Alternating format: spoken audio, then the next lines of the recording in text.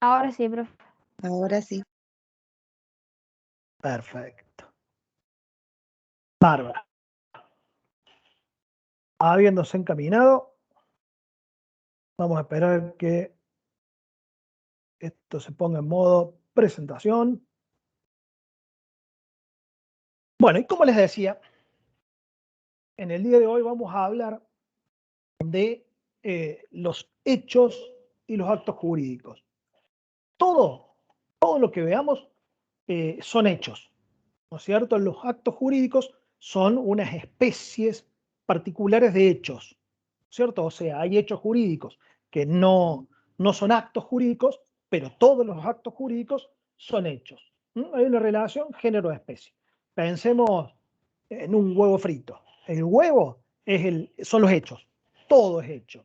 Y la yema sería el acto jurídico, sería el hecho jurídico más destacado, pero un hecho al fin. Y por supuesto vamos a encontrarnos con otra multiplicidad de hechos que no son actos, pero sí tienen el carácter de hecho jurídico.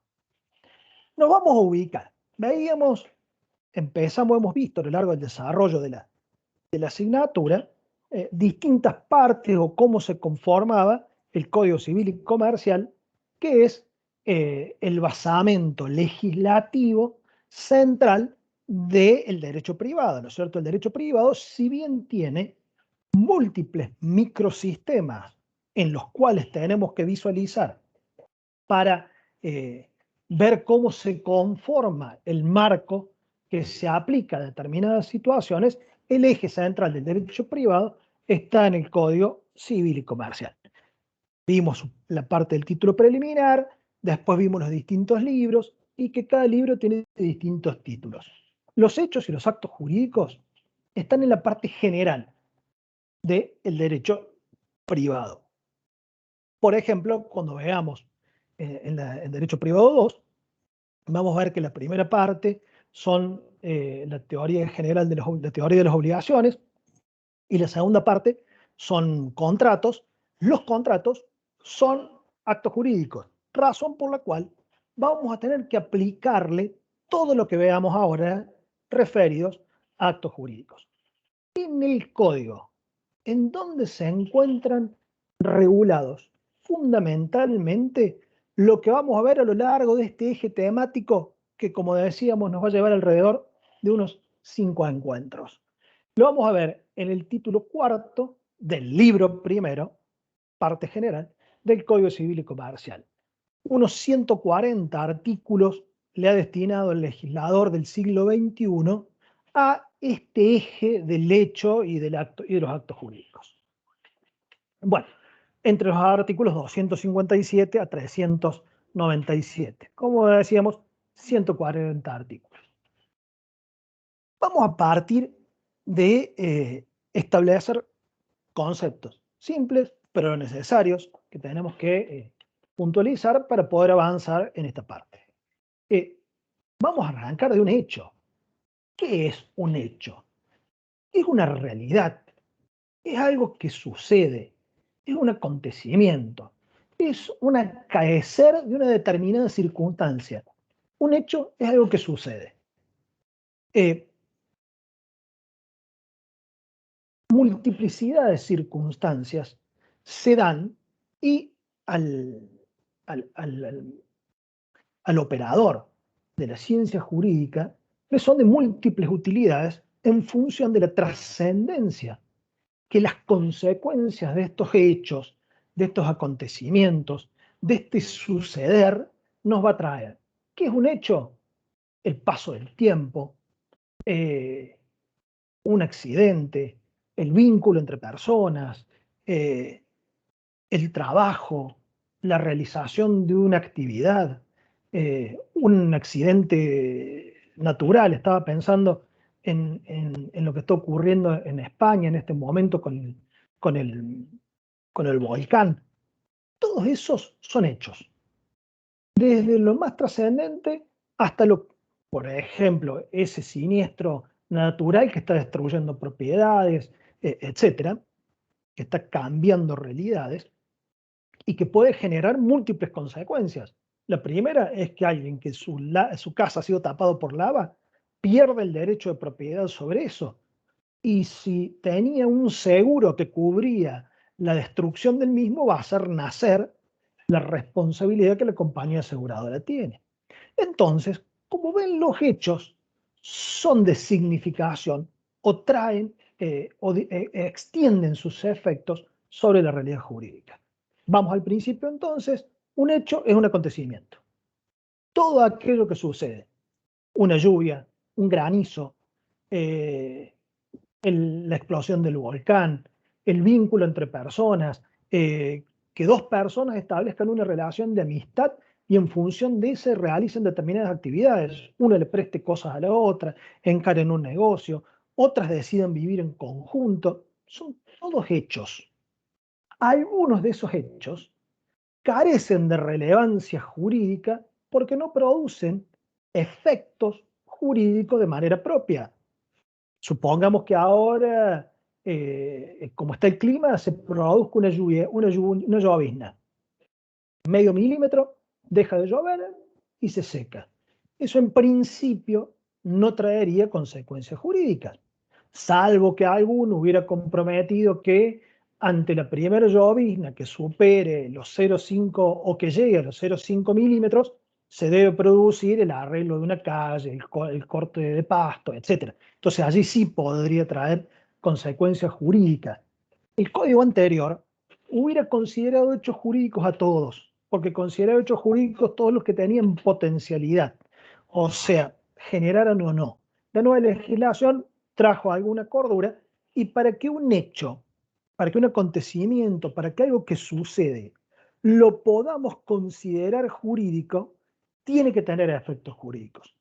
Por el contrario, si ese hecho jurídico no tiene consecuencias, perdón, si ese hecho, ese acontecimiento no tiene consecuencias desde lo jurídico, estaremos hablando de hechos no jurídicos y que no nos convocan en su análisis o no tienen trascendencia para lo jurídico. Fíjense cómo ya el codificador originario, como Vélez, el maestro de Amboy, el cordobés de Calamuchita, Dalmacio Vélez Sarsfield nos decía en su nota, el artículo 896, el 896 nos daba la definición de hecho jurídico, nos decía, la función de los hechos en la jurisprudencia, no era correcto hablar de jurisprudencia aquí, sino habría que haber dicho del derecho, es una función eficiente, o sea, es una función creadora, es una función de fuente, de origen. Nos decía Vélez, si los derechos nacen, o sea, si surge un derecho, si aparece un derecho, si se modifica el derecho, porque se achica, porque se transfiere a otra persona, porque si crece, etc. Si se extingue, desaparece, siempre es a consecuencia o por medio de un hecho. No pueden ocurrir ninguna de todas estas mutaciones, ninguna de todas estas circunstancias, si no hay un hecho que le dé base. No hay derecho subjetivo, nos decía el codificador, que no provenga de un hecho. Y de la variedad de hechos procede la variedad de derechos. Pensemos un segundo la multiplicidad de hechos que suceden, la multiplicidad de acontecimientos que se están dando en este mismo momento. ¿Cuántos hechos están ocurriendo en la República Argentina, pero no irnos muy lejos? En la provincia de Córdoba, en el lugar donde cada uno de ustedes se encuentra en este momento, en su pueblo, en su ciudad. Si se encuentran aquí en la ciudad de Río Cuarto, digo aquí porque aquí estoy yo, si se encuentran aquí en la ciudad de Río, ¿cuántas cosas están pasando? Todas estas pueden traer consecuencias u efectos jurídicos si es que se da determinadas circunstancias. Recuerden el principio, cuando hablamos de derechos subjetivos, de la relación jurídica, y veíamos los elementos esenciales, sujeto, objeto, causa. Acá ponemos en este último a los hechos, en una función de causa, de función. Pone acá colocado para complementar a Vélez, a lo del doctor José Buteler Cáceres, de la corriente o de la escuela cordobesa clásica. El doctor Buteler Cáceres nos decía, el concepto de causa se considera el factum o supuesto de hecho, ¿no es cierto?, la base de hecho condicionante del que depende la producción de determinados efectos jurídicos. O sea, lo que nos decía Vélez. Los hechos constituyen la causa eficiente de la adquisición, modificación o extinción de un derecho. Entonces, los hechos son absolutamente relevantes para el derecho. Estos acontecimientos, estos sucederes, estas realidades en movimiento son las que van a dar base para esta explosión de efectos jurídicos, para que los derechos nazcan, se modifican, crezcan, se extingan, se atenúen, se morigeren, pasen de una persona a otra, etc. Todo eso va a ser asentado teniendo como basamento a un hecho.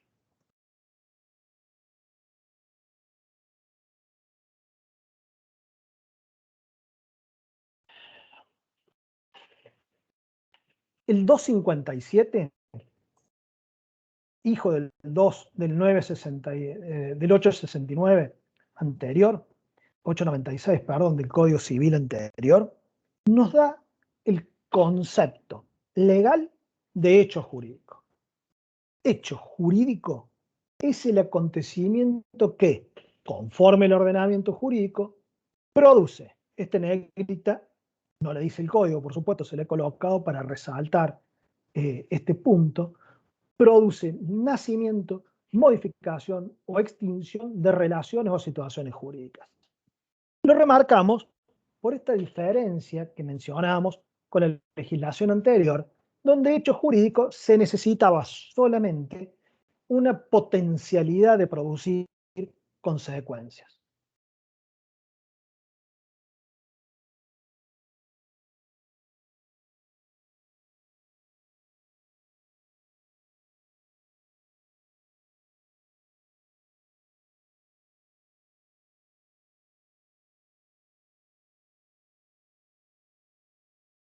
¿Me escuchan?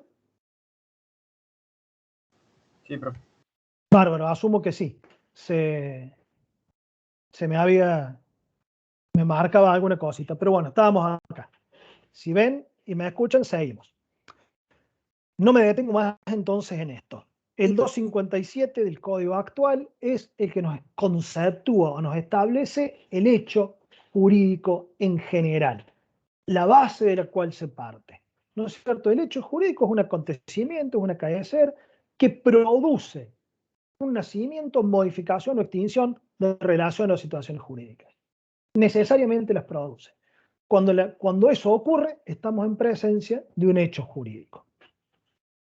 Van a calificar al hecho jurídico a aquellos que realice el hombre en pos o en función de alguna circunstancia que produzcan nacimiento de derecho, ¿no es cierto? Cuando el obrar humano provoque esas circunstancias. Lo vamos a ir viendo en detalle, ¿m? Pero vamos a adelantar simplemente que el simple ilícito, el mero acto voluntario ilícito, es aquella acción voluntaria que no se encuentre vedada o prohibida por la ley, porque si no sería ilícito, ¿no es cierto?, de la que resultara alguna adquisición, modificación o extinción de relación o situaciones jurídicas. Vamos caminando, encontramos a lo mejor a algunos se le ha ocurrido, cuando un vecino saca al frente de su casa, no sé, supóngase una reposera que está rota para que se la lleve el servicio de recolección. Y usted dice, no, mira, esta parte, el respaldo me interesa, o yo la voy a arreglar, y se la llevan. En rigor, están realizando un acto que trae consecuencias jurídicas, porque hay una cosa abandonada, una res nullius, que al apropiársela pasan a convertirse en propietarios. ¿No es cierto? Entonces hay un mero acto lícito, un simple acto voluntario. Como jerarquía fundamental y destacado dentro de los hechos jurídicos, encontramos el acto jurídico, al cual nos vamos a referir en la próxima clase en exclusividad, que es, en los términos del 259, el acto voluntario del sujeto, de las personas, lícito, ¿no es cierto?, que encuadra dentro de lo que la ley permite o lo que el derecho permite, y que tiene por fin inmediato. O sea, el sujeto se representa el efecto jurídico al cual se conduce con su obrar. ¿A qué se conduce? A la adquisición, modificación o la extinción de relaciones o situaciones jurídicas. Si vamos a un kiosco o vamos a una librería a comprar un libro, estamos realizando un acto jurídico. Es un acto voluntario, lícito, que ¿para qué lo hacemos? Para ser propietarios de la cosa que estamos adquiriendo. Les decía, en el próximo encuentro nos vamos a detener y vamos a analizar puntualmente lo vincular al acto jurídico. El código no establece una clasificación extensa o detallada como nos traía acostumbrados el Código Civil de Vélez, vigente hasta el 2015. Vamos a encontrar una clasificación de hechos jurídicos en actos voluntarios e involuntarios. Ya vamos a ver un poquito más de esto con detenimiento. Simplemente lo vamos a mencionar y lo vamos a ver seguidamente. No establece la calificación que realizaba la anterior legislación entre hechos naturales, humanos y, por supuesto, los lícitos e ilícitos que antes se definían puntualmente, ahora se inducen de acuerdo a la legislación, se pueden extraer de acuerdo a la legislación general del código, pero no tenemos una definición puntual. Vamos a ir viéndolo. Vamos a partir de hecho. Dijimos, hecho todo acontecimiento o acaecer. Si ese acontecimiento no genera efectos jurídicos, es un hecho no jurídico y por lo tanto lo descartamos del objeto de conocimiento. ¿No es cierto? Es un hecho, es un acontecimiento, es una circunstancia que no nos interesa su consideración. Se encuentra fuera del análisis que vamos a realizar. Cuando por el contrario esos acontecimientos, sea el que fuera, conduce o trae consecuencias, o sea, da lugar al nacimiento, la modificación o la extinción de situaciones o relaciones jurídicas, vamos a estar en presencia de hechos jurídicos. ¿Qué clasificación doctrinaria, no legal, porque el código no le introduce, podemos ir desagregando de estos hechos jurídicos, o sea, de estos acontecimientos que tienen efectos jurídicos porque hacen nacer, modificar o extinguir relaciones o situaciones jurídicas? Vamos a encontrar a aquellos que son fruto de la naturaleza, o que antes los conocíamos como hechos jurídicos naturales, que presuponen la no participación del obrar humano. O sea, son todo aquello que ocurre en donde el hombre no participa. Hablábamos recién de los múltiples efectos jurídicos que trae la erupción del volcán. Pero pensemos como he colocado aquí como ejemplo, en un granizo que destruye una cosecha. Hoy en día en nuestro sistema las cosechas están aseguradas. Entonces un granizo que destruya un sembradío de X cantidad de hectáreas trae múltiples consecuencias. La primera, la destrucción de las cosas que son de propiedad de alguien, ¿no es cierto? Ese propietario pierde, se extingue el derecho que tiene sobre esa cosa al desaparecer la cosa. Si hubiera estado sujeta a seguro, que lo más probable es que eso ocurra, surge el derecho a cobrar la indemnización correspondiente. El paso del tiempo, el paso del tiempo trae efectos jurídicos enormes, ¿no es cierto? La llegada de los vencimientos, la prescripción de los derechos. Ya vamos a ver en obligaciones que cuando una obligación, cuando un crédito, por ejemplo, no se cobra, no se gestiona por parte del titular y el deudor nada hace al respecto, ese derecho desaparece, se extingue. Vamos a ver que cuando una persona somete una cosa a su posesión, dice, esta cosa es mía y empieza a comportarse como dueño, a medida que el tiempo transcurre, puede plantear el hacerse propietario de esa cosa. Sabemos que si uno vive en un inmueble durante 20 años, puede reclamar la prescripción adquisitiva. Lo vamos a ver cuando veamos derechos reales, una vez que terminemos el eje temático de los hechos jurídicos.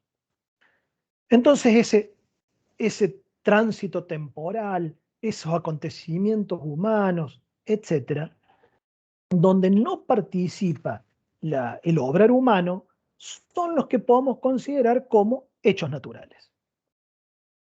Paralelamente, porque no vamos a decir contrariamente, aquellos hechos en donde el nacimiento, la modificación o la extinción de derechos subjetivos o de relaciones subjetivas presenten en algún momento de su desarrollo la actividad humana, tengo que quitar actividad del hombre y colocar actividad humana para que tenga una mejor técnica de redacción. Esta parte, pido disculpas.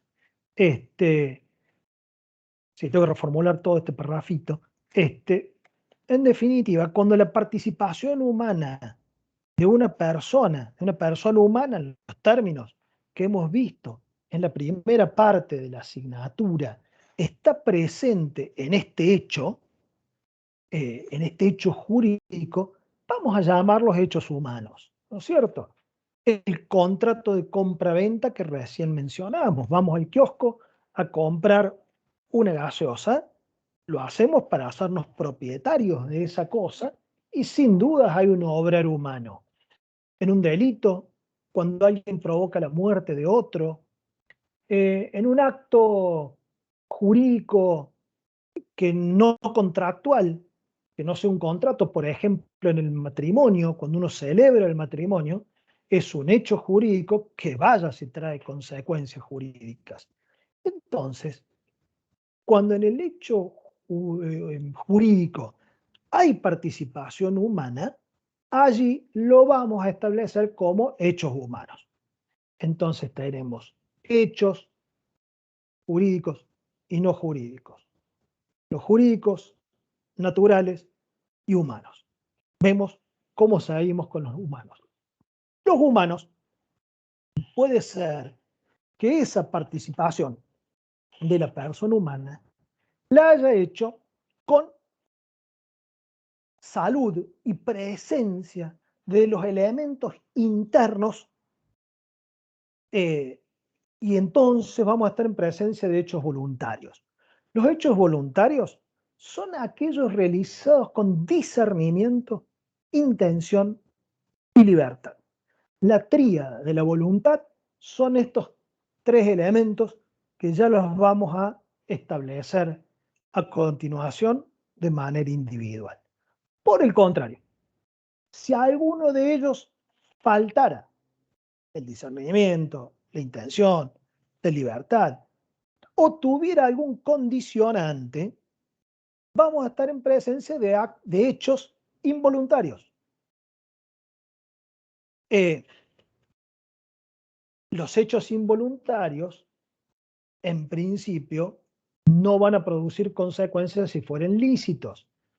A ver, hemos visto que la persona humana que no tiene madurez ni edad suficiente no puede llevar adelante la realización de determinados actos.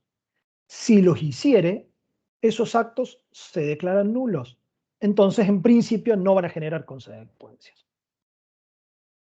bajo ningún punto de vista digo que la regla o que los actos involuntarios no traigan consecuencias. Suelen traerlas y muy graves. Supongamos que alguien privado de razón, por lo que fuere, toma un elemento contundente y le provoca la muerte a otro o daños cuantiosos. Se lo destruye ninguna propiedad, un auto, lo que ustedes quieran pensar. Puede que no sea un acto voluntario, pero eso no quiere decir que no traiga consecuencias. Si el acto voluntario de los cuales se trata fuera lícito y falta algunos de estos elementos, se anulan y no trae consecuencias. Analizamos entonces hechos no jurídicos, jurídicos, hechos jurídicos naturales, humanos, los humanos, voluntarios e involuntarios. Los voluntarios, a su vez, los podemos subclasificar en lícitos e ilícitos, en tanto y en cuanto mantengan una coherencia con el ordenamiento o no vayan en contra de él. A ver, un acto lícito quiere decir, estamos siempre hablando de hechos humanos y ahora voluntarios, o sea, están hechos con discernimiento, intención y libertad. Los hechos lícitos implican una situación congruente, una situación encausada, encaminada, dentro de lo que el ordenamiento, dentro de lo que el derecho acepta, o por lo menos no rechaza. Para que algo esté prohibido, tiene que estar expresamente establecido. Lo que no está prohibido está permitido.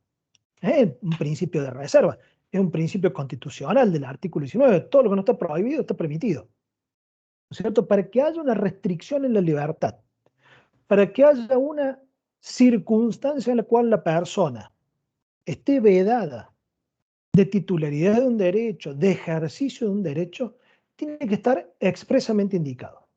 Si así no fuera, está permitido. Entonces, algo lícito es algo que se realiza dentro de lo que la ley permite o por lo menos no prohíbe. Contrariamente, van a ser una situación ilícita cuando se actúe contra una prohibición expresa de la ley. O sea, la ley, el derecho, ¿no es cierto? El derecho dice, esto no se puede hacer, entonces es un obrar ilícito. ¿Qué hemos puesto acá? Lícitos. El actuar importa una conducta congruente con la querida, tolerada, permitida por el ordenamiento jurídico.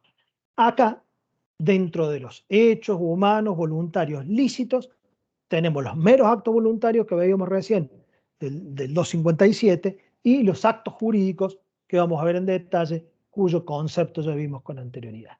Y los ilícitos son cuando la conducta desplegada por el sujeto, por la persona humana de la cual se trate, es contraria a lo que el ordenamiento establece. Es un obrar contra la ley, es un obrar contrario a derecho. Acá vamos a encontrar también dos alternativas, los delitos y los cuasi delitos. Si se fijan, el programa expresamente nos pregunta cuáles son unos y otros. Entonces, repasamos y nos ordenamos. Ya vamos a llegar al concepto de los actos lícitos e ilícitos para desarrollarlo con puntualidad. El acto voluntario, veíamos recién y nos dice el 260, son los realizados o ejecutados con discernimiento, intención y libertad. Contrariamente, si no tenemos discernimiento o se encuentra afectada nuestra intención o nuestra libertad, obviamente que no va a ser un acto voluntario, sino que va a ser un acto involuntario. Ya vamos a ver puntualmente cada uno de ellos.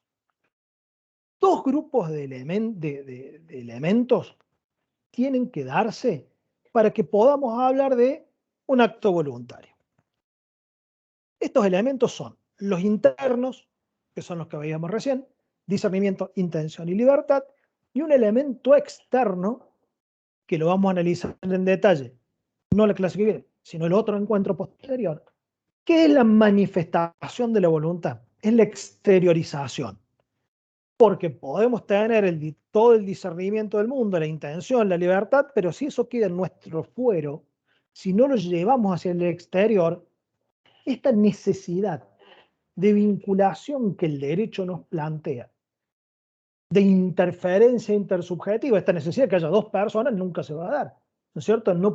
Si conservamos en el fuero íntimo una determinada cuestión, nunca va a llegar al campo exterior y no va a interesar al derecho. O sea, podemos decir, me quiero comprar esa casa, me quiero ir de vacaciones a tal lugar, quiero tener ese auto, nunca hacemos nada, que no podamos, porque no queremos o por lo que fuera, siempre va a quedar en nuestro foro íntimo y nunca va a ser un acto jurídico, ni un hecho jurídico siquiera. Entonces, el acto voluntario requiere la concurrencia, requiere la presencia de los elementos internos y de los elementos externos. Todos ellos saludables. Todos ellos lozanos, todos ellos de correcta presentación. 3 elementos internos mencionamos casi desde el inicio de este encuentro.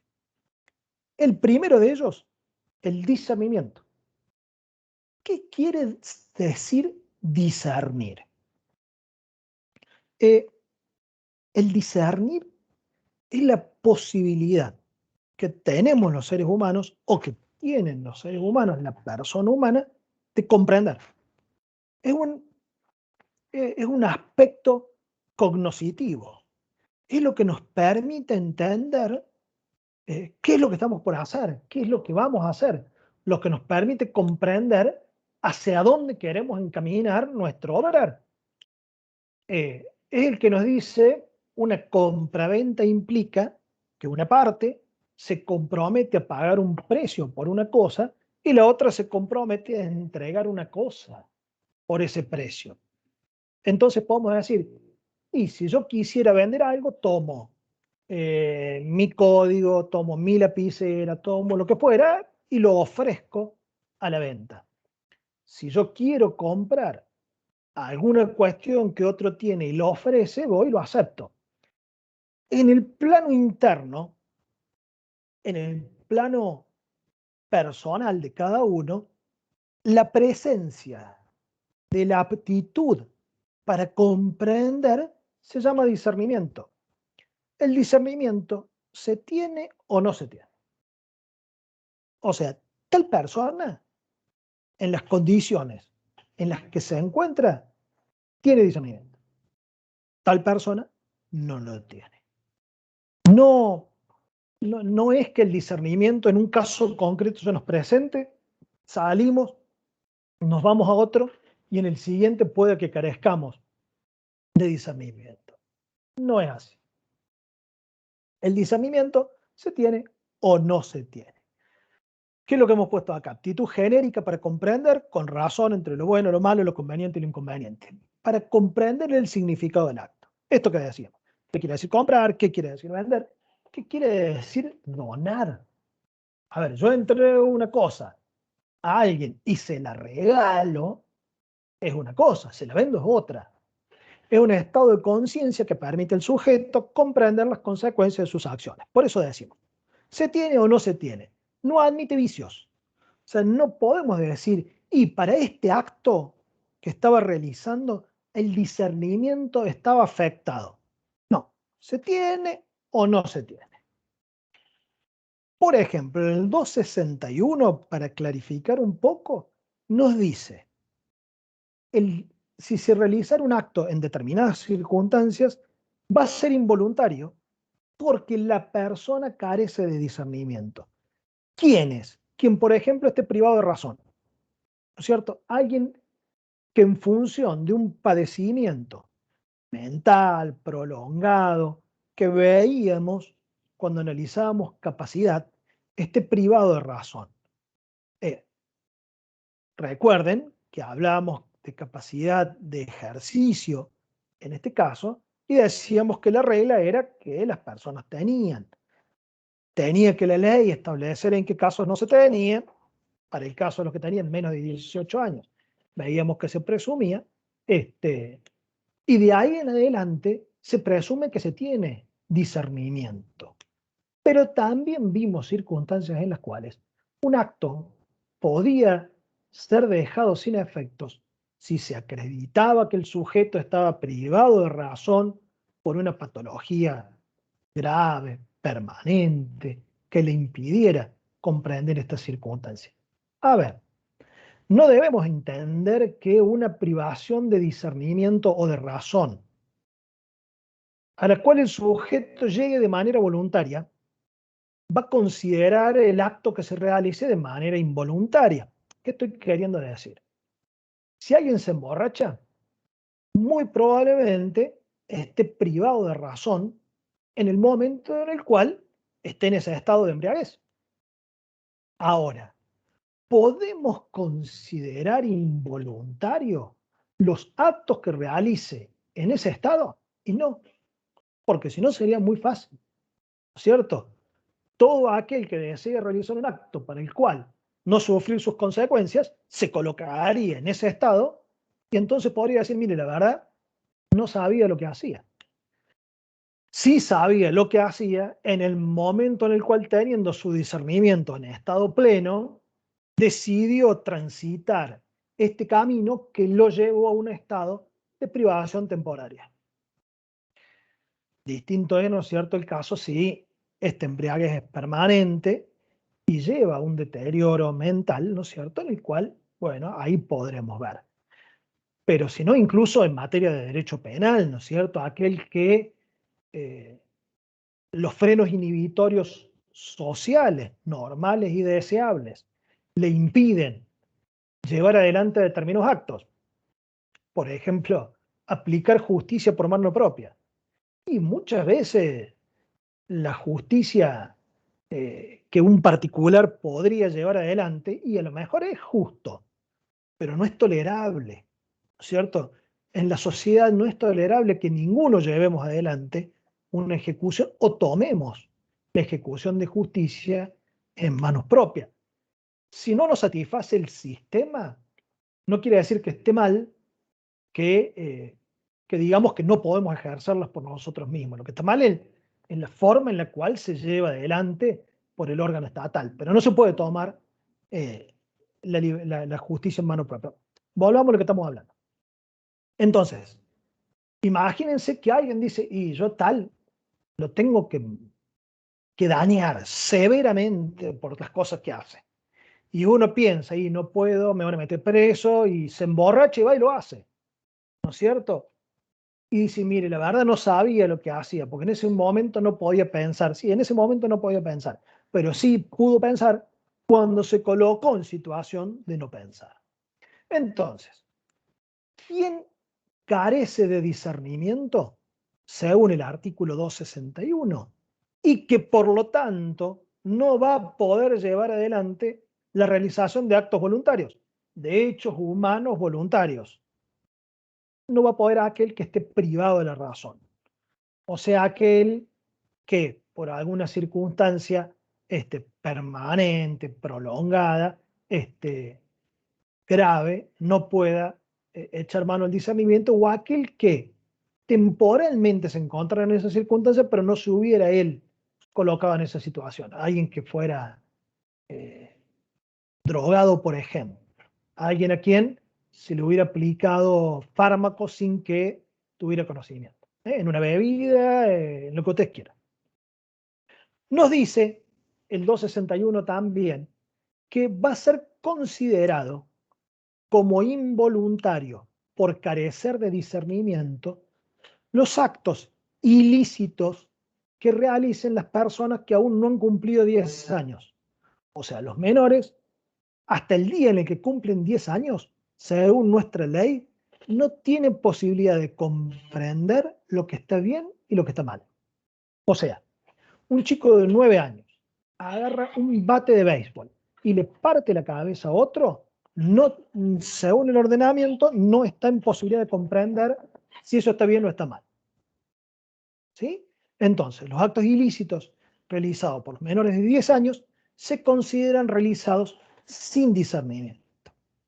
Del mismo modo, y a continuación nos dice que es considerado involuntario por carecer de discernimiento los actos lícitos de las personas que aún no han cumplido los 13 años de edad, o sea, a aquellos que no han llegado a lo que el código considera adolescentes.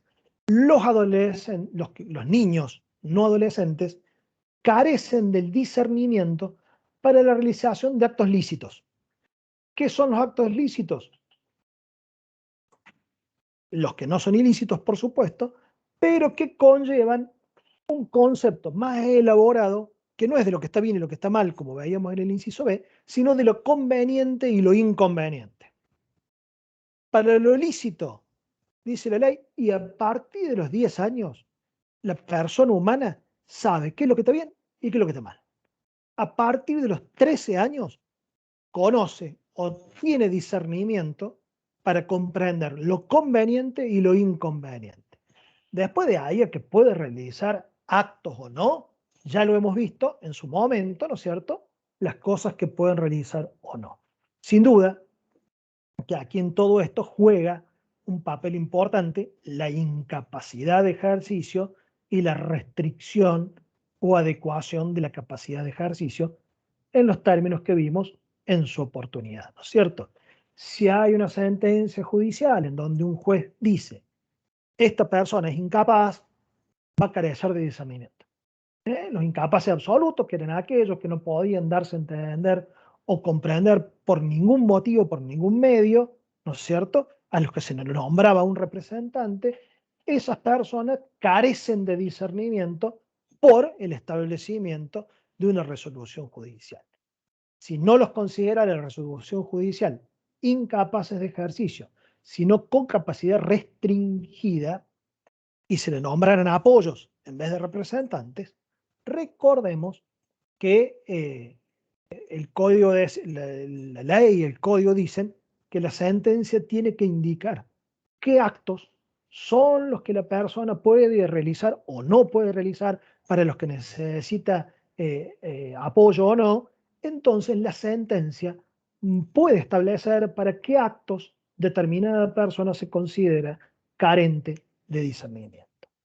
Entonces, eh, para que un acto se considere voluntario, tenemos que tener la presencia de dos grupos de elementos: elementos internos y elementos externos.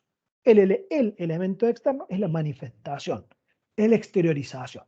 Elementos internos: discernimiento, intención, libertad.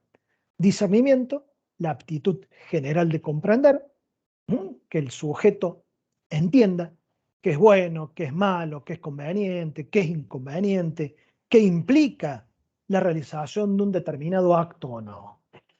El discernimiento se tiene o no se tiene. No es susceptible de afectación por algún vicio de la voluntad, que es lo que vamos a ver en el siguientes encuentros.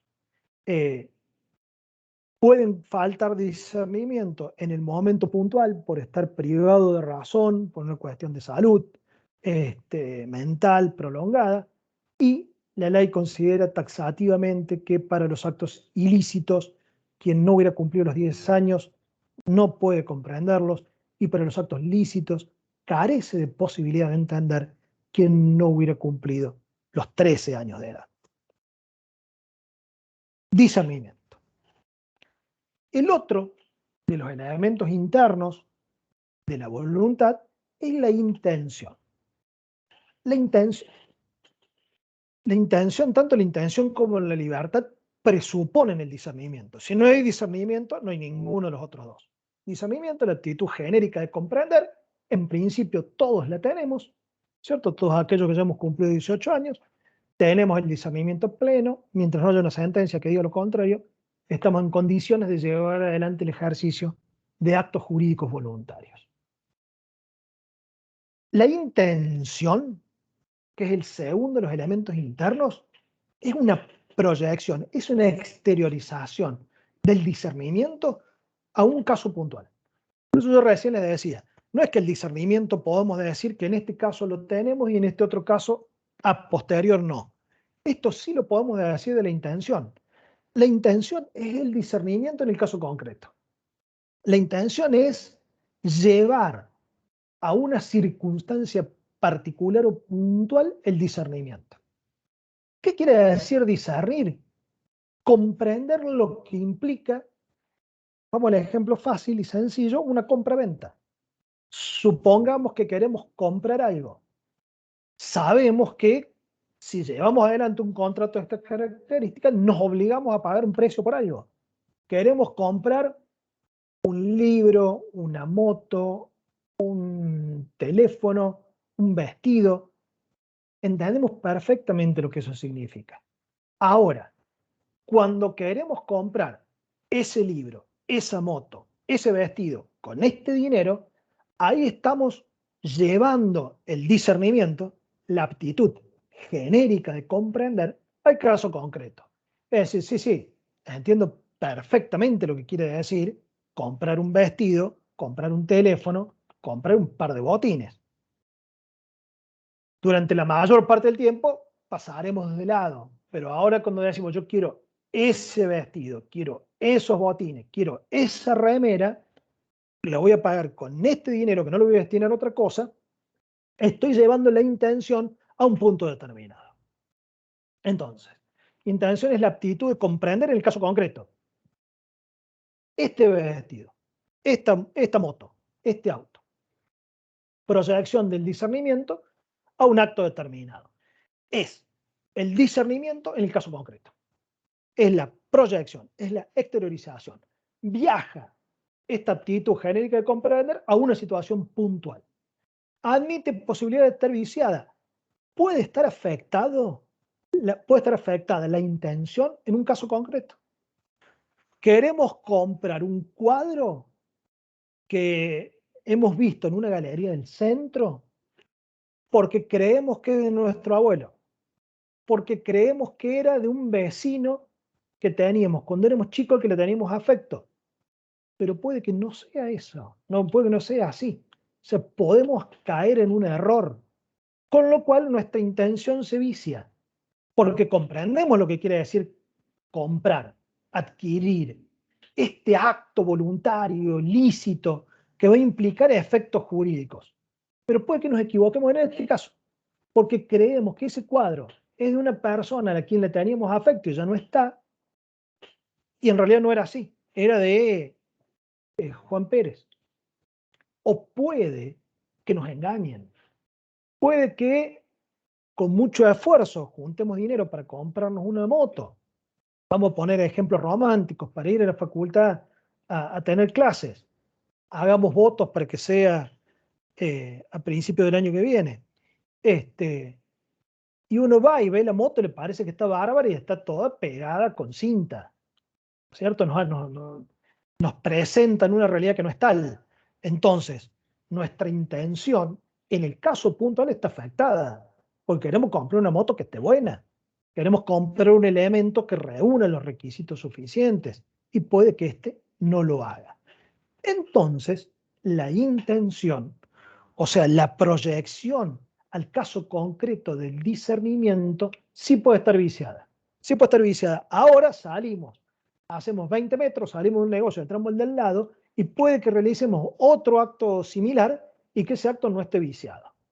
Puede que nos equivoquemos solitos o puede que nos hagan equivocar en función de los vicios de error y dolo, que son dos de los vicios de la voluntad, en este caso, que afectan a la intención.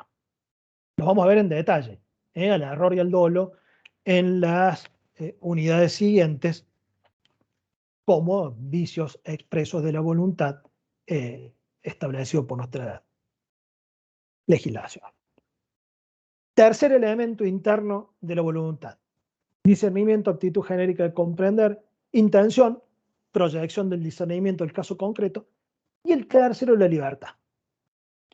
La libertad es la posibilidad que tienen los sujetos, que tienen las personas, de autodeterminarse, de llevar adelante la realización de tal o cual acto voluntario para el cual tienen discernimiento, tienen intención y no tienen condicionamientos externos que lo obliguen a llevarlo adelante. A ver, todos sabemos lo que es una donación. Una donación es un contrato por el cual una parte se compromete a dar una cosa, la otra acepta sin una contraprestación. Todo eso, el discernimiento lo tenemos, la intención podemos tenerla, sí, yo decido, comprendo lo que implica hacerle una transferencia de 10.000, 100.000 pesos a una persona y que no me dé nada a cambio. Ahora, si lo hago para que libere a un familiar y quizás nuestra libertad esté afectada, ¿no es cierto?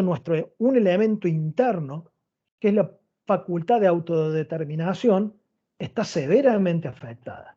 Eso no es un acto voluntario. Esto no implica que cuando el cónyuge o la cónyuge de alguien le dice cómprame eso, cómprame eso, cómprame eso, uno puede decir en realidad no tenía la libertad. ¿Qué le vamos a hacer? Eso no se considera de esa manera. Ahí sí hay libertad, ¿qué le va a hacer? Es como el que lleva al estado de inconsciencia, ¿no es cierto? Tuvo libertad en el momento en el que se colocó en esa situación. Bueno, a ver qué hemos puesto acá. Facultad de autodeterminación, posibilidad de llevar a cabo o no el acto con plena conciencia, según las propias conveniencias o deseos de las personas. Muchas veces, obviamente que nos encontramos condicionados y decimos, pucha, la verdad, si yo le hago caso a mi intención, y me compro esa reposera y no voy y pago los impuestos, ¿no es cierto? Pero bueno, son cuestiones de prioridad. Eso no quiere decir que la libertad esté afectada. Al igual que la intención, la libertad es susceptible de estar viciada. En principio, por la fuerza física o la intimidación, por la violencia física o moral, como se conocía en la anterior legislación. Estos elementos, estos vicios de la voluntad, afectan a la libertad en el caso puntual. El ejemplo que hablábamos recién, ¿no es cierto? Realiza determinado acto para que de esta manera no te ocurra un daño inminente y grave. Lo vamos a ver en esta continuidad de este eje de los actos, de los hechos y actos jurídicos, a este vicio de la fuerza y la intimidación. ¿Sí? Entonces, elementos internos, discernimiento, intención, libertad. Discernimiento se tiene o no se tiene, facultad genérica de comprender, la intención, la proyección del discernimiento, el caso concreto, quiero esto, quiero aquello, quiero llevar adelante este acto, puede estar afectada en el caso concreto por el error o el dolo, y la libertad, que es la facultad de autodeterminarse, teniendo discernimiento, observando y con intención en un caso concreto, es la posibilidad de autodeterminación. Es la libertad que tenemos para llevar adelante o no un determinado acto. También es factible de que la libertad esté afectada en un caso puntual por la fuerza o por la intimidación. El elemento externo le vamos a dedicar no a la clase que viene, sino la posterior, prácticamente en exclusividad. Ahí vamos a hablar de la forma. El elemento externo es el tránsito de esta tríada que los sujetos tenemos sobre el discernimiento, la intención y la libertad a la afuera. Llevamos estas potencialidades al contacto o al encuentro con otra persona. Comprendemos, queremos, somos libres, bueno, vamos, agarramos los recursos y nos vamos a comprar la moto, nos vamos a comprar la remera, nos vamos a comprar el vestido. Esa exteriorización, dame ese vestido, dame ese libro, dame ese teléfono, que lo voy a pagar, es la manifestación o el elemento externo. Nos dice el código que para que un hecho se considere voluntario es necesario que se manifieste a través de un hecho exterior. ¿Mm? Hay que exteriorizarlo, hay que llevarlo al mundo de lo real. Entonces, el elemento externo hemos colocado la manifestación, la expresión, las declaraciones de voluntad. Para que un hecho jurídico se produzca, tiene que haber un hecho externo que se manifiesta por un hecho exterior, nos dice el artículo 260 del Código.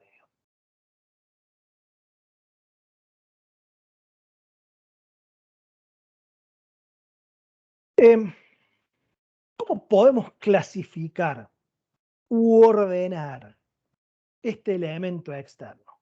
¿Cómo se exterioriza la voluntad? ¿Cómo se manifiesta la voluntad? La exteriorización puede ser de manera expresa. ¿Mm? ¿Cómo de manera expresa? Oral. ¿Mm? Por favor, deme ese libro.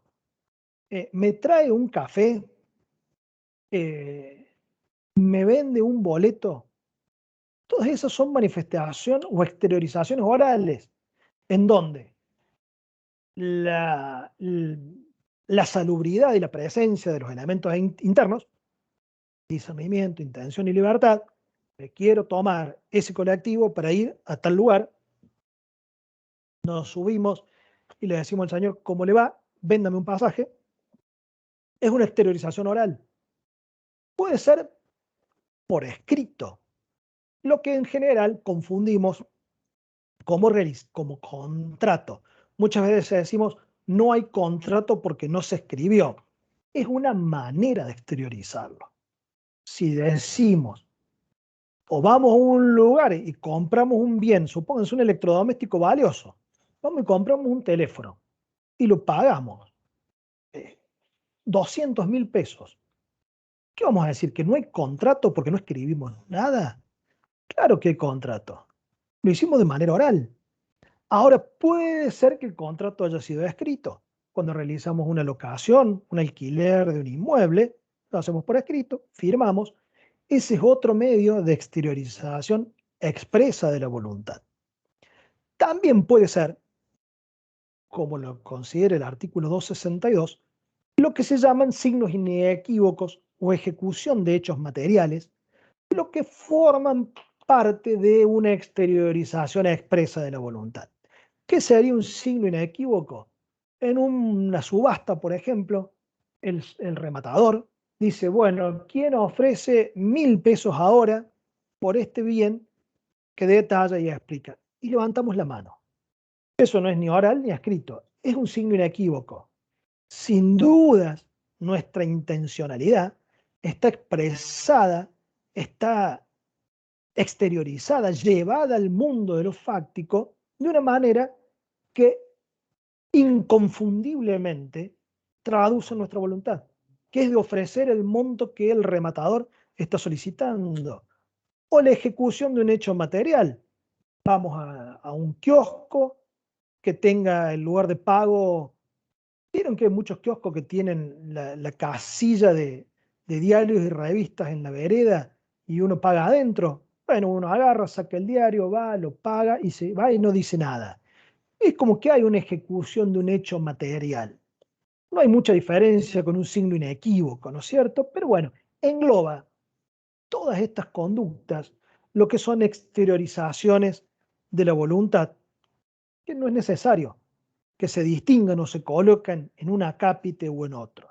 Lo que acá tenemos que tener claro es que el modo más frecuente, más seguro, más, no quiero decir correcto que hay, es la de la exteriorización verbal, oral por escrito, perdón, oral, escrita, signos inequívocos o ejecución de un hecho material. También hay otras circunstancias en donde la voluntad se puede exteriorizar de un modo tácito. Uno se lo ve complicado para explicar lo tácito y diferenciarlo de la ejecución de hechos materiales. Pero bueno, la manifestación tácita es aquella donde de las circunstancias que se dan, hacen o dotan de una cierta certidumbre, de una cierta seguridad a la intencionalidad que el sujeto tiene. ¿No es cierto? Es cuando, sin llevar adelante una expresión oral, escrita, o por un signo determinante, como como el del remate, ¿no es cierto?, el de la subasta, se puede inducir, se puede deducir, o sea, de varios hechos sacar uno, eh, de la naturaleza de lo que se está realizando. Por ejemplo, vamos a la casa de nuestro hermano o de nuestra hermana, no está, tenemos la llave, o vamos a la casa de nuestros padres. Supónganse que viven a la vuelta donde vivimos nosotros. Agarramos y sacamos la máquina de cortar el pasto porque necesitamos cortar el pasto en nuestra casa. Ahí no hicimos ningún tipo de manifestación. ¿Qué vamos a inducir? ¿Que la estamos robando? Y no, vamos a inducir que la sacamos prestada, la vamos a usar y la vamos a devolver. ¿No es cierto? Entonces ahí podemos establecer una manifestación tácita de la voluntad. ¿Qué hemos colocado acá? La manifestación tácita de la voluntad resulta de los actos por los cuales se la puede conocer con certidumbre, perdón. Me trae porque estaba pensando que en rigor no hay demasiada diferencia a por la ejecución de hechos materiales de los cuales inequívocamente podamos deducir y que lo incorporamos como manifestación expresa. En rigor, no importa si la manifestación de la voluntad es expresa o es tácita. O la realidad es tan dinámica. Y quizás uno puede decir en un caso concreto, cuando por ejemplo no quiere que se le atribuya una exteriorización de voluntad que en realidad uno hizo, pero después porque no le conviene, pretende negarla, ¿no es cierto? Y diga, no, yo en ningún momento exterioricé mi voluntad. ¿Hay algún hecho oral? No, no hay ninguno. ¿Hemos hecho algo por escrito? No. ¿Hay algún signo inequívoco? No, no hay ninguno. Entonces, mientras demostremos, es como que la manifestación tácita nos permite ampliar en cierto modo esto de la ejecución de un hecho material, ¿no es cierto? Es como que nos hace un poco más flexible esta circunstancia. En rigor, mientras probemos que de acuerdo a las circunstancias del caso, es claro que la intención de un sujeto estaba encausada, estaba exteriorizada en un determinado carril, ¿no es cierto? Bueno, que tenemos una manifestación de voluntad, así sea expresa o tácita. Hay otras alternativas en donde la ley presupone, donde la ley entiende que hay determinada voluntad en función de determinados hechos o actos. Una presunción es cuando, partiendo de un hecho o un acto cierto, en función de un silogismo, digamos, de un razonamiento crítico, eh, fundado, ¿no es cierto?, y lógico, vamos a llegar a una conclusión. Supónganse, estamos nosotros sentaditos esperando en una cola para entrar a un baño y vemos que entran dos personas adelante nuestro, perfectamente vestidos, porque estamos en un bar. Mientras esperamos que se libere, sentimos gritos y vemos que salen y uno sale con sangre con un ojo negro, sangre en la nariz y vamos a presuponer que se pelearon.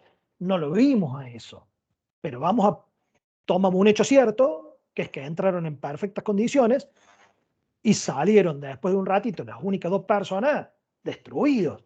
Entonces, vimos nosotros ese momento en el cual Juan y Pedro se golpeaban, o María y Susana se golpeaban, y no, pero partimos de un hecho cierto, usamos un silogismo, usamos una operación lógica y bueno, llegamos a una conclusión.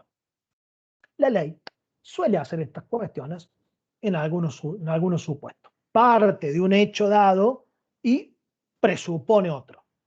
Las presunciones pueden ser desvirtuadas por otras pruebas. Supónganse que entraron Juan y Pedro, pero en realidad no es que salieron golpeados, sino Pedro salió golpeado y Juan está muerto adentro. Y presuponemos que Pedro lo mató, pero y a lo mejor Pedro, por las circunstancias que fuera, demuestra que había otra persona y que se escapó por la ventana. Es una presunción. Las presunciones se pueden desvirtuar por otra prueba. Acá les puse como ejemplo el artículo 899, que habla de las presunciones del pago. Son varios incisos del artículo que dice determinadas cuestiones. Por ejemplo, si uno coloca pago de la cuota 4 de un determinado crédito o de un determinado monto, se entiende que la 1 y la 2 y la 3 están pagas, ¿cierto? Teniendo solamente el recibo que diga cuota 4, la 1, la 2 y la 3 están pagas.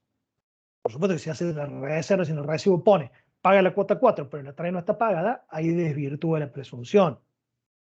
O si dice que cobra el capital, los intereses se entienden excluidos.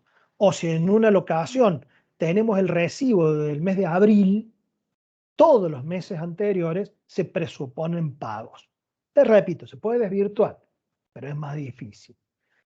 Entonces, discernimiento, intención y libertad por un lado, exteriorización de la voluntad por otro, cómo se exterioriza de manera expresa, de manera tácita o por presunciones de la ley. ¿Qué otro aspecto tenemos? Tenemos el silencio.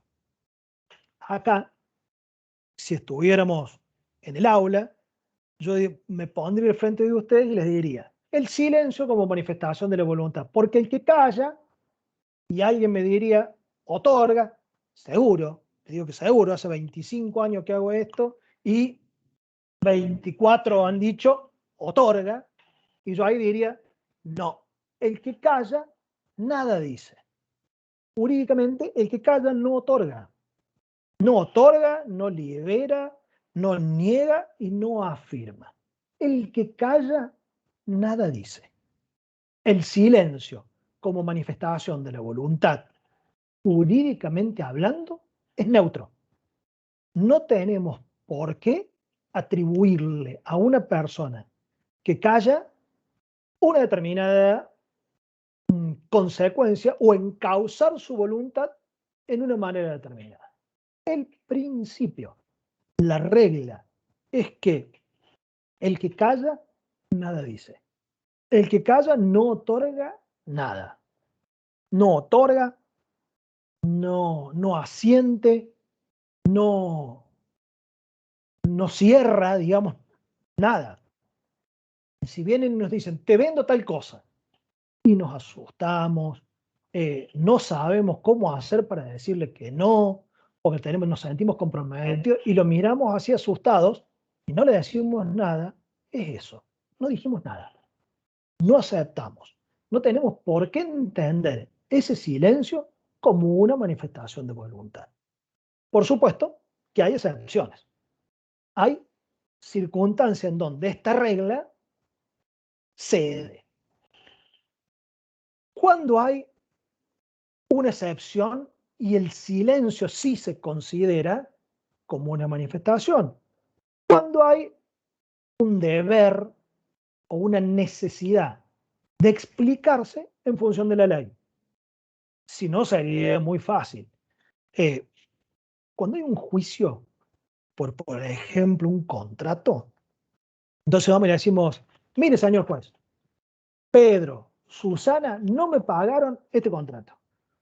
O Juan y Marisa viven en un inmueble de mi propiedad, acá está el contrato de locación, fíjese, Juan, Marisa y Virginia como garante, ¿qué va a hacer el juez? Va a agarrar y va a llamar a Juan, va a llamar a Marisa y va a llamar a Virginia y le va a decir, mire, acá el señor, la señora dicen que ustedes no le han pagado el alquiler, ¿estas firmas de acá son suyas? Es lo primero que va a hacer el juez. Entonces ahí hay obligación de explicarse por la ley. Si uno no se explica, imagínense que el juez nos llama y hacemos así. ¿Esa firma es suya? No podemos decir que nos atenemos al principio de que el silencio no tiene valor y de esa forma se le paralizaría el proceso al, al sujeto que está llevándolo adelante, ¿no es cierto? Sería muy fácil sustraer la ley o no nos presentamos más, ¿no es cierto? En ese caso se hacen las periciales caligráficas. Si es que uno lo negara, este, y si no, supónse que no vaya, se le tiene por reconocida, ¿cierto? Entonces, puede que la ley diga, en este caso usted se tiene que expedir. Si su cónyuge va o dio a luz un hijo que no es suyo, y usted tiene un determinado tiempo para plantear que no lo es. Si no es suyo, de arranque es suyo, ¿no es cierto? Los progenitores o los cónyuges son progenitores de los hijos engendrados, concebidos y dados y que nacen de algunos de sus progenitores. Si no lo fuera, tienen que manifestarlo. El silencio tiene valor si es que las partes le hubieran dado ese valor. Por ejemplo, se realiza un contrato en donde se dice cada 4 meses el contrato se va. Este contrato vale por 4 meses. Si dentro de 4 meses las partes no dicen nada, se prorroga por 4 meses más y así. Entonces, si nada decimos, este contrato que se iba a extinguir a los 4 meses va a ser reconducido o va a volver a tener efectos por 4 meses más, porque las partes nada dijeron, porque el silencio tiene un valor que se lo dieron las partes al momento que dieron nacimiento al contrato, ¿sí? O sea, es la propia voluntad de las partes contratantes la que le dio ese valor al silencio.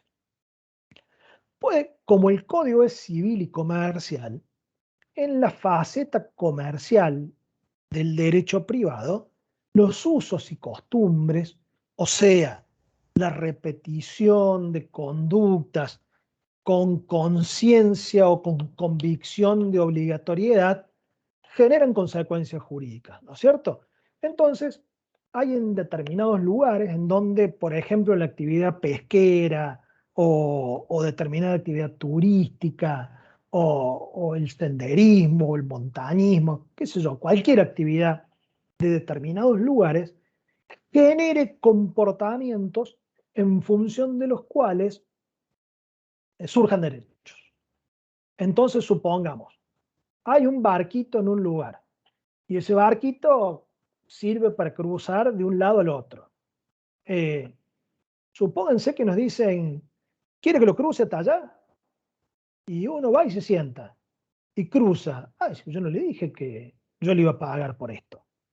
Si el uso y la práctica del lugar generan, ¿no es cierto?, una retribución o una consecuencia determinada, en ese caso el silencio sí tiene valor. Otra cuestión también es cuando hubiera relación entre un silencio actual y declaraciones precedentes. Esto tiene que ver con lo que se conoce como la teoría de los actos propios.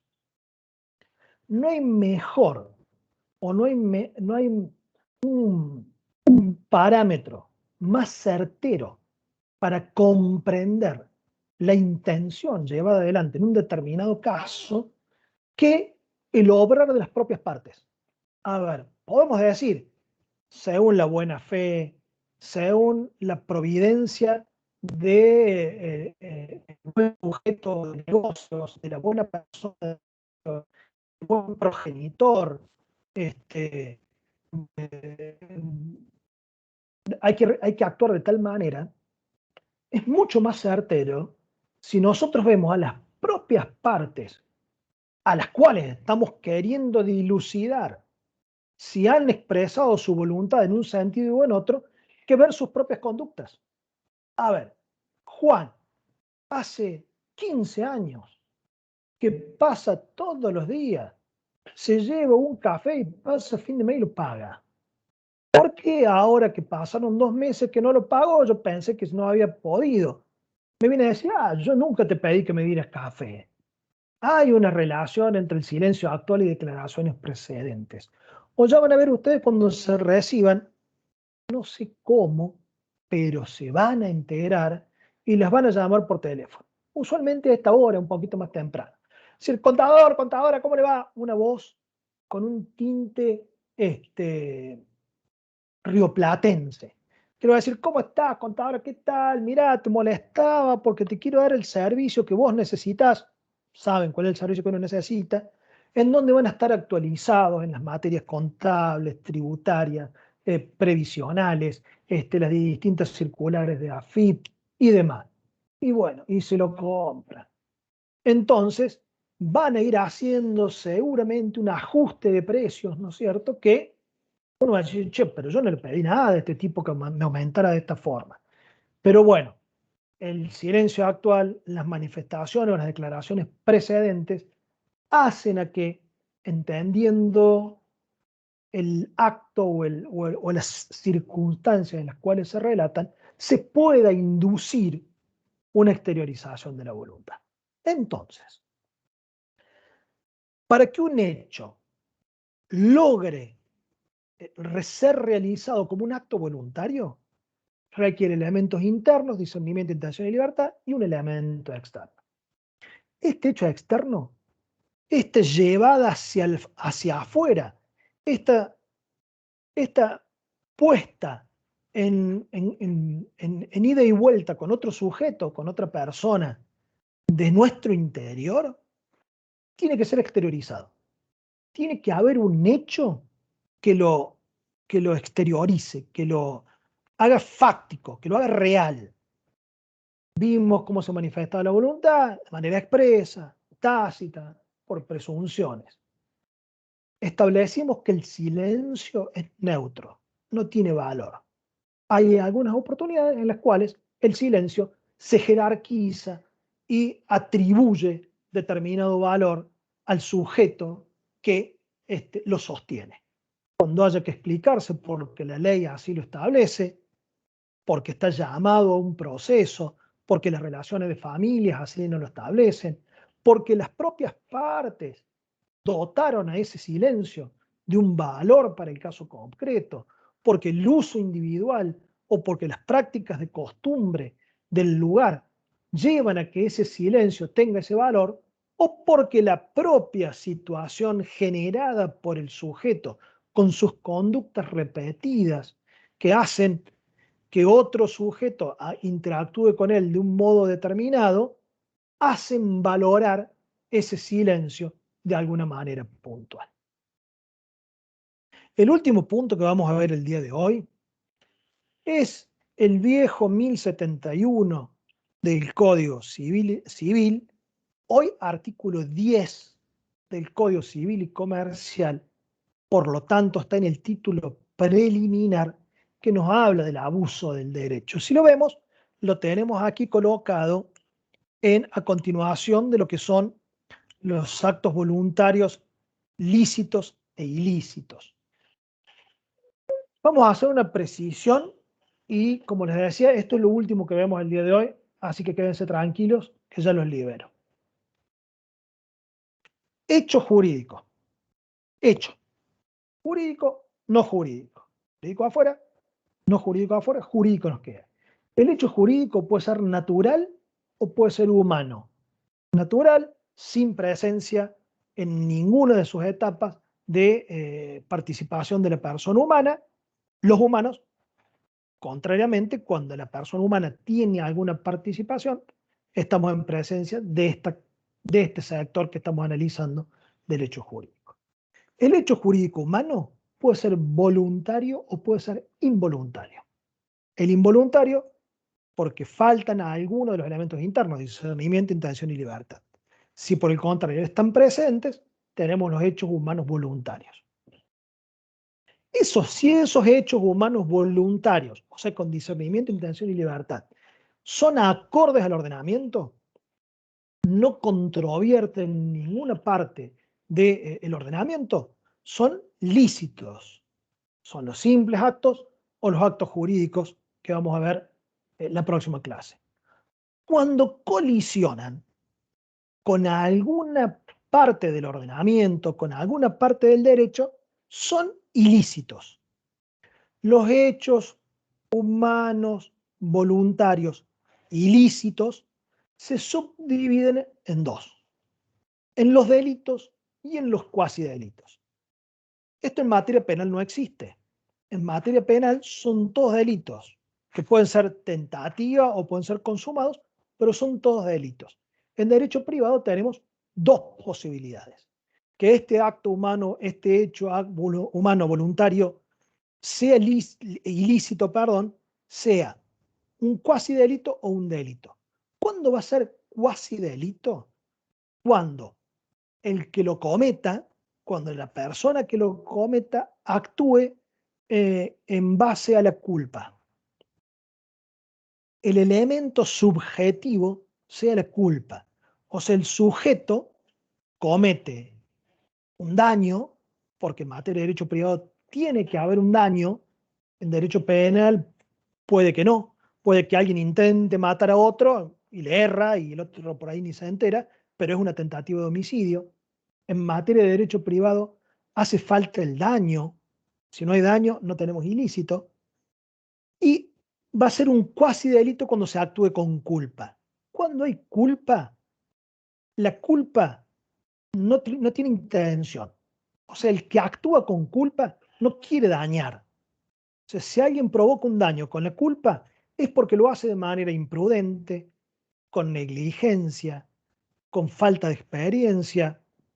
A ver, cuando uno choca, en el 99% de las veces no quiere chocar. Eso es un hecho culposo. Se considera culposo porque no puede conducir o evitar que ese daño ocurra.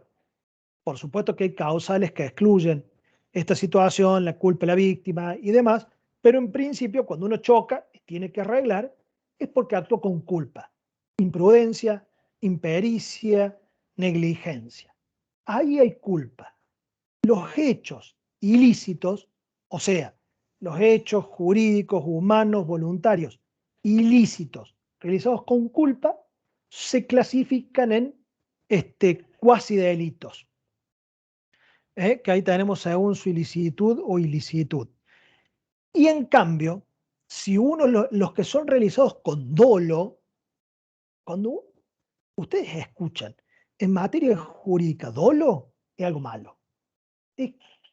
El que actúa con dolo es alguien que ha realizado algo de un modo despreciable. El dolo como elemento del acto ilícito civil, del delito, es la intención de dañar. O sea, vamos manejando con nuestro auto y chocamos a otro porque no pudimos evitarlo, es culpa. Ahora, si vamos así, decimos, tengo el seguro pago, este que va adelante me cansó y lo tocamos de atrás voluntariamente, eso es dolo. ¿No es cierto? El dolo es el elemento subjetivo que califica el acto ilícito como delito. Cometemos un daño con culpa, es un cuasi delito. Cometemos un acto ilícito con dolo, es delito. Dicho eso, nos metemos en lo que es el abuso del derecho. Vamos a leerlo porque este artículo 10 del título preliminar, el título en donde se establecen aspectos puntuales que hay que tener en cuenta a lo largo de todo el código y de todos los microsistemas que establezcamos de responsabilidad civil, de daños o lo demás, siempre vamos a tener que ver si está presente o no el abuso del derecho. ¿Qué es lo que nos dice esto? El ejercicio regular de un derecho propio o el cumplimiento de una obligación legal no puede constituir como ilícito ningún acto. Para que haya abuso del derecho, tiene que haber un derecho. O sea, nadie tiene derecho de ir y partirle un palo en la cabeza a otro. Ahí tenemos un delito doloso, dentro del derecho privado estamos hablando, un delito doloso, que no hay ningún problema en que lo entendamos de esa forma. Ejercicio regular quiere decir un ejercicio de acuerdo a las reglas, un ejercicio de acuerdo a derecho. Entonces, ¿cuál es la regla?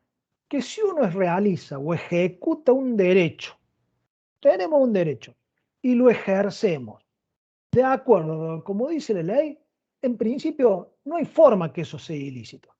A ver, yo tengo derecho a que el ordenamiento, a que el Estado proteja mis derechos. Entonces, yo le voy a hacer un juicio a quien afecte mis derechos y no los repare. Y supónganse que ese a quien le realizamos un juicio no nos paga y le embargamos un auto y lo rematamos, lo subastamos y con el producido y nos cobraremos. Obviamente que le estamos provocando un daño a esta pobre, a este deudor. Le sacamos un bien y lo subastamos. Pero eso no es ilícito, porque estamos ejerciendo un derecho de acuerdo a las reglas. Ahora, la ley no ampara el ejercicio abusivo de los derechos. O sea, la ley dice, usted tiene este derecho, pero tiene que ejercerlo de acuerdo al modo en el que es correcto que esto ocurra. No puede abusarse de él. ¿Y cuándo hay abuso? El código nos dice que se considera tal, o sea, se considera abuso, el que contraríe los fines del ordenamiento jurídico. O sea, cuando se estableció este derecho, teníamos este fin en miras, o el que excede los límites impuestos por la buena fe, la moral y las buenas costumbres. O decimos, che, está bien, es tu derecho, pero te fuiste mal, no es así. A ver, vos sos acreedor, yo te di 5 cheques. 5 cheques de 10.000 pesos que no los pude cubrir. Son 50.000 pesos. Haceme un juicio. No te busques 5 abogados, me hagas 5 juicios en 5 juzgados distintos, donde vamos a tener costos por cada uno de los procesos y vas a embargar un auto, una casa, una moto, un terreno y salarios. Che, pará, son 10.000 pesos. Haceme un juicio por 50 y embargame un terreno. Subastalo, porque yo no te puedo pagar en este momento. No es que sea mala persona, soy un deudor. No te abuses del derecho, porque la ley te da la posibilidad de acudir ante un tribunal en el caso de que no te cumpla yo lo que me había comprometido. Porque es correcto. Porque vos no tenés la culpa si la pandemia me obligó a cerrar mi negocio, si yo tenía un local de venta de comida y mi esposa tenía una confección de vestido de fiesta y la verdad que teníamos una previsión que en marzo del año pasado se nos cerró y no puedo cumplir. Pero no por eso me ametralles, ¿no es cierto? O sea, ¿qué fin tiene el ordenamiento cuando le da al acreedor procesos judiciales, tribunales, la posibilidad de trabar medidas cautelares y la protección de su crédito? No para que lo fusile el deudor, ¿no es cierto? Y no hay que transgredir los límites de la buena fe, la moral, las buenas costumbres. Eh, a ver, la Constitución protege el derecho de la propiedad privada. Podría decir que no, podría decir que la propiedad es pública y el Estado la distribuye, pero no es así. En nuestro sistema, la propiedad privada tiene garantía constitucional. O sea, no puede el Estado meterse con la propiedad de las personas dentro de ciertos marcos, ¿no es cierto? No puede confiscar, no puede ser confiscatorio. Eh, entonces, las cosas que nosotros compramos legítimamente son nuestras. La ley dice la dignidad de las personas conlleva la posibilidad de manifestarse, de expresarse. Sí, bárbaro. Este, la, a derechos personalísimos justifican el sostenimiento de actividades artísticas y todo. Bárbaro. Pero no vamos a agarrar y porque tengamos un departamento y porque seamos propietarios de unos elementos, tocar la batería a las 3 de la mañana un miércoles. Pues el vecino tiene que dormir. No, mire, la batería yo la toco porque es mía. El departamento es mío. ¿Necesito despejarme? Sí, cómo no, pero el vecino necesita descansar. No se abuse. ¿No es cierto? Entonces, para que haya abuso del derecho, hay que partir de un derecho. Tiene que haber un derecho. Y ese derecho en su ejercicio, en el modo en el cual las personas lo llevan adelante, eh, se desvirtúan. Ustedes vieron un caso de abuso de derecho cuando vieron persona jurídica, que es la teoría del abuso de la personalidad jurídica o de la penetración, que era en donde el juez podía correr el velo para meterse en la persona jurídica. A ver, eh, es absolutamente positivo que se permita constituir personas jurídicas, porque hay cosas que entre varios nos animamos a hacer que solo no lo haríamos. A ver, che, yo pongo un emprendimiento comercial, pero le destino esta parte de mi patrimonio, no todo. Si yo lo hago solo, respondo con todo. En cambio, me junto con tres amigos y bueno, ponemos un negocio. Si nos va bien, nos va bien, y si nos va mal, perdemos esto. Eso está bien. O sea, para eso y juntos somos más que separados. A ver, porque yo aportaré toda la parte legal, otro será contador y aportará toda la cuestión tributaria, cómo hacer los impuestos, cómo pagar, otro será el que sabe del rubro gastronómico y nos ponemos un negocio y vendemos hamburguesas, ¿no es cierto? Porque entre los tres podemos hacer algo que solos no podríamos haber hecho. Eh, Ahora, si ese negocio de hamburguesas funcionó, y el Estado le gusta que eso ocurra porque le damos trabajo a un cocinero, a un mozo y demás, y nos permite con el IVA tomarlo a cuenta, no vamos a poner los autos particulares como formando parte de la empresa para discriminar el IVA. No es así, porque no es esa la idea. Si un auto particular, si yo lo puedo discriminar por mi actividad, lo haré, pero si no, no corresponde. O tampoco vamos a poner una casa que nos compramos en la sierra y después cuando nos divorciamos de nuestro cónyuge, vamos a decir, no, momento, la casa de la sierra es de la empresa. Nosotros tenemos el 33% en la empresa. Será el 16,5% para vos, no el 50%. Entonces ahí uno se puede meter en la persona jurídica para ver cuál es la realidad. Va, no nos vamos a ir porque eso ya lo vieron. Si esto ocurriera, o sea, si basándonos en un derecho nos desviáramos del mismo, o sea, nos salimos de los fines que el ordenamiento estableció al momento, los fines que el ordenamiento tiene, se me iba a decir los fines que el ordenamiento tuvo en vista en el momento en el cual lo fijó, porque eso decía el código anterior. La técnica anterior decía que los fines son los que se tuvieron en miras en el momento en el cual se estableció ese derecho. Fíjense que la nueva redacción dice se considera tal el que contraríe los fines del ordenamiento jurídico, que es en este momento, no importa cuando se dictó, porque los fines y las comunidades pueden ir variando. ¿Cómo termina el artículo 10? Que les repito, está en el título preliminar, en la parte primera del código. El juez debe ordenar lo necesario. Fíjense cómo le da atribuciones al juez y le da la posibilidad a los abogados para que piensen e inventen situaciones. Nosotros no inventar de irrealidades, sino que sean creativos al momento de plantear lo necesario para evitar los efectos del ejercicio abusivo. Si tenemos 5 demandas por los 5 cheques y 5 embargos, le diremos al juez 1, 2, 3, 4, 5, mire, manden todo al juez 1. ¿Por qué 1? Y porque fue el primero que empezó a intervenir. Sumen todos los juicios ahí, hagan uno, el monto son 50.000, deje solamente embargado el terreno que vale 1.000.000, sobra. Esa es una forma de plantear lo necesario para evitar los efectos del ejercicio abusivo o la situación jurídica abusiva, si correspondiera. Procurar la reposición al estado de hecho anterior y si correspondiera fijar una indemnización. Por ejemplo, tenía vendido el terreno y no lo pudo hacer porque estaba embargado y tenía vendido el auto y no lo pudo hacer porque estaba embargado. Bueno, por lo menos uno de los dos daños lo va a tener que indemnizar, ¿sí? Porque no se puede hacer un ejercicio abusivo de los derechos.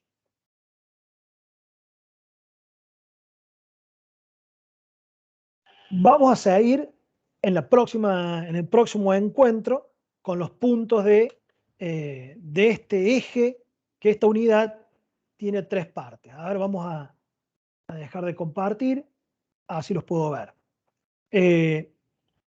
Entonces, hemos presentado el día de hoy lo que son los hechos jurídicos, su clasificación, su desarrollo, dentro de esto los actos voluntarios, sus elementos internos, sus elementos externos, y planteamos el abuso del derecho. En la próxima clase los vamos a repasar en una introducción, vamos a ver después los actos jurídicos, y en una clase posterior vamos a ver la forma, que es un elemento esencial del acto jurídico también, y de esa forma vamos a cerrar esta primera parte de ese eje para después pasar a los vicios de la voluntad y los vicios propios de los actos jurídicos. ¿Dudas, inquietudes, chicos? Se entiende todo muy bien, profe. Oh, me alegro. Pues por ahí cuando uno habla medio y como no los puedo ver, bueno, seguro que ya falta poco para que eso vuelva a ocurrir. Si no es así, por ahí lo que tiene un poco de feo esta modalidad, lo primero que vamos a hacer es, vamos a detener la grabación.